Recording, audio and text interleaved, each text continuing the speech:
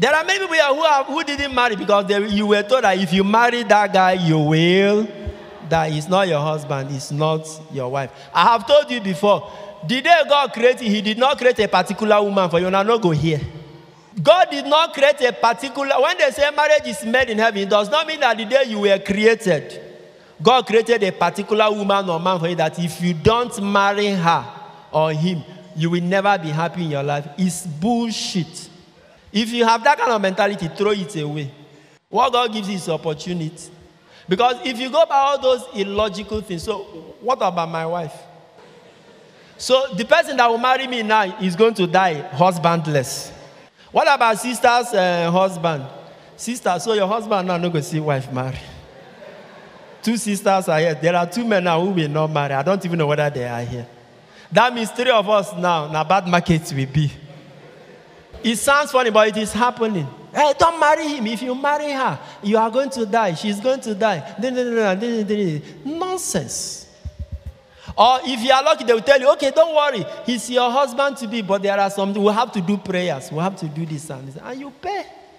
Nobody can take care of your health, your life, your relationship with God more than you. Nobody. Nobody can talk to God better than you. The power of the minister is in the congregation. When we gather, we are now operating on corporate faith. God does not respect personality. What God respects is faith. So there is no personality behind your minister that will make God respect him more than you. Praise God. And these things elude you because you've not understood the concept of ownership. That is what the second reading, John chapter 3, 1 John chapter 3. From verse 1, it says, think about the love that the Father has lavished. That is the way he put it. He said, think about, in other words, he said, wow, just imagine the love that the Father has lavished on us by letting us, permitting us to be called God's children. And that is what we are, ownership. He calls it lavish love, that God allows you to be called his child. In other words, he owns you. Mercy Chinwo will say, Jesus, you love me too much, oh, too much, oh, too much, oh, excess. Now the same Christians will go sing that song. Now when it comes to kneeling down and praying to Jesus, they will forget that Jesus loves them too much. Ownership. A child is like a sheep. Take sheep, for instance. Look at sheep. We live with them. They are the weakest animals. They don't have horn. They are defenseless. They don't even have vision. And to even add insult onto injury into insult, assault into injury, they don't have sense. That means they are mumuistic. Sheep, look at them.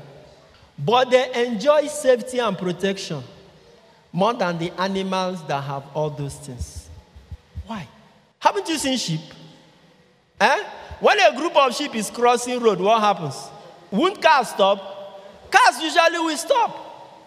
You see them, they are moving like this sheep. You know this, they say sheepishly. Now them be that. No sense. They are very stupid. But in their stupidity for where you are blowing horn for where they are still moving like this. You blow. Have you ever seen them shaking? They are not shaking. They are confident in their stupidity. Do you know why? They know you can't do them anything. Because somebody owns them. These animals understand ownership. You are blowing on this. Now so they go until they finish. When they finish, in their mind they are saying, idiot, talk to my owner, talk to my owner.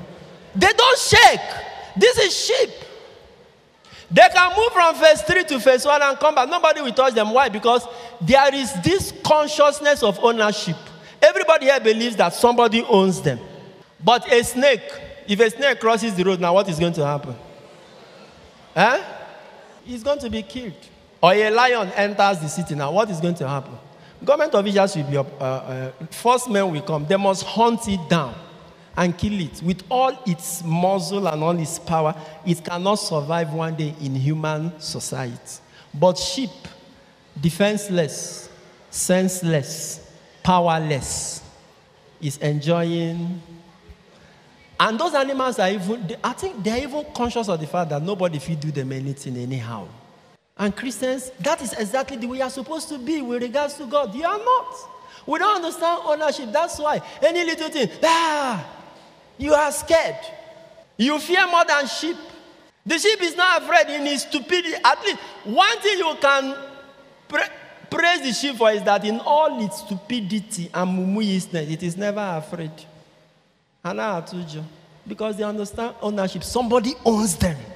To watch full videos and get notifications for new ones, please subscribe to my YouTube channel. God bless you.